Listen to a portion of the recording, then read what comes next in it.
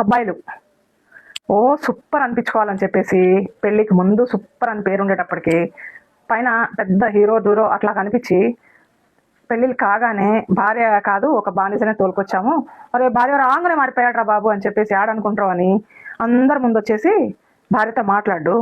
Bedroom వరకే భార్య కావాలి. భార్య మంచి చెడు చూడడు, పిల్లల్ని చూడు, పట్టించుకోడు, ఆడాడాడు కూర్చొని అందరితో కబుర్లు చెప్పి మళ్ళీ తిండి టయానికి ఇంటికి వచ్చేసి తినేసి మళ్ళీ అలా కబుర్లు చెప్పుకొని ఇంటికి వచ్చేస్తాడు. వీళ్ళకి ఎట్లా ఉండాలంటే భార్య ఇంట్లో పని చేస్తున్నా పట్టించుకోడు, అమ్మ ఏం చేస్తున్నా పట్టించుకోడు. ఏంటంటే ఇంట్లో పని అంటే నువ్వు ప్రేమగా అన్ని రకాలుగా కలిసి ఉంటే ఎవరైనా చేస్తారు. కానీ నువ్వేమో పట్టించుకోవు, నీ అమ్మ ఎక్కడలేని పనులు చెప్తుంటుంది, ఆ పిల్ల పరిస్థితి ఏమో చెప్పేటట్టు ఉండదు, ఇంకెవరికి చెప్పుకోలేక ఇలాగే చెయ్యాలేమో అని చెప్పేసి నోరు మూసుకొని చేస్తూ ఉంటుంది. ఆమె గుర్తింపు ఎప్పుడు ఉంటుంది? ఆమెకు ఉండదు. తర్వాత పిల్లలు పుట్టినా పిల్లలు కనీసం అన్నం తినిపించుకుందామన్నా కూర్చున్నావా, పని ఆడు ఉండే ఏమా చేసుకోకపోతేవి అని చెప్పేసి అట్లా కాసేపు కూర్చొని పిల్లలకి అన్నం తినిపించుకున్నామన్నా సరే చేశాను కదా నేనే మళ్ళీ చేసుకోవాలని చెప్పేసి కాసేపు నడుము వాల్చుదామన్నా జీతం లేని డ్యూటీస్ ఉంటాయి చూడు, డ్యూటీకి వెళ్ళినా నెలకింత జీతం వస్తుంది.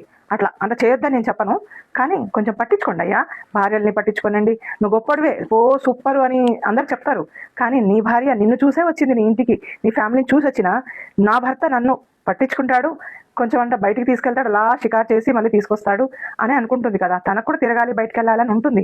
నువ్వు పొద్దున్న లేస్తే ఎప్పుడు అలాగే రింగురాలాగా తిరుగుతావు, ఫ్రెండ్స్తో తిరుగుతావు, లేదంటే అక్కడక్కడ కూర్చొని వస్తావు, కానీ అమ్మాయిని ఎవరు చూస్తారు? ఆమె చేస్తుంది కరెక్టే. ఏంది బెడ్రూమ్లో మాత్రమే మాట్లాడి ఇంట్లో మాట్లాడేది నీకు పెళ్లి కాలేదా? భార్యతో మాట్లాడవా? సరదాగా ఏం ముచ్చట్లు ఉండవా? ఒకేసారి ఎలా వచ్చేస్తుంది భార్య? తినేటప్పుడు కలిసి తినరు, తిన్నావా అని అడగవు, లేకపోతే ఎక్కడైనా ₹1 వెళ్ళి సంపాదించుకొని రావు. నీకెందుకే భార్య పిల్లలు? నీకు భార్య పిల్లలు ఎందుకు? జస్ట్ పెళ్లి కాకుండా ఉంటే అయిపోతుండే, పెళ్ళాన్ని తీసుకురావడం ఎందుకు?